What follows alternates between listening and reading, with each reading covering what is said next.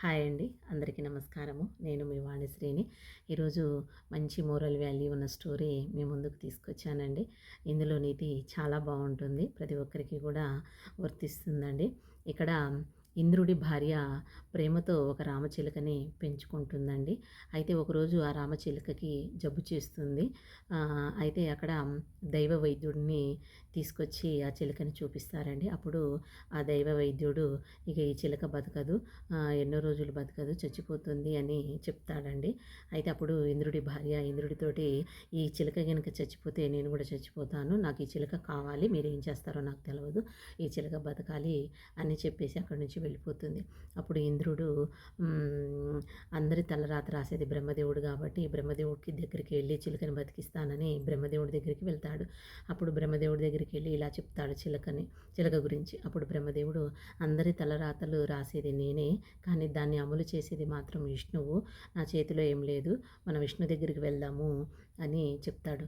అప్పుడు బ్రహ్మదేవుడు ఇంద్రుడు ఇద్దరు కలిసి విష్ణువు దగ్గరికి వెళ్తాడు. విష్ణు దగ్గరికి వెళ్ళి జరిగిందంతా చెప్తారు. అప్పుడు విష్ణువు, అమలు చేసేది నేనే, కానీ దానికి ప్రాణం పోసేది మాత్రము శివుడు అని చెప్తాడనమాట. అప్పుడు మళ్ళీ ముగ్గురు కలిసి, ఇంద్రుడు, బ్రహ్మదేవుడు, విష్ణువు ముగ్గురు కలిసి మళ్ళీ శివుడి దగ్గరికి వెళ్తారు. అప్పుడు శివుడు, ప్రాణం పోసేది నేనే, కానీ ప్రాణం తీసేది యమధర్మరాజు కదా, నా చేతిలో ఏం లేదు, యమధర్మరాజు దగ్గరికి వెళ్దాం అందరము అని చెప్తాడు.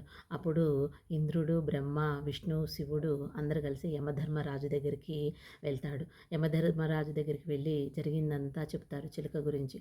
అప్పుడు యమధర్మరాజు చనిపోయే ముందు ఏ విధంగా చనిపోతారో ఒక ఆకు మీద రాసి ఒక గదిలో వేలాడదీస్తాము.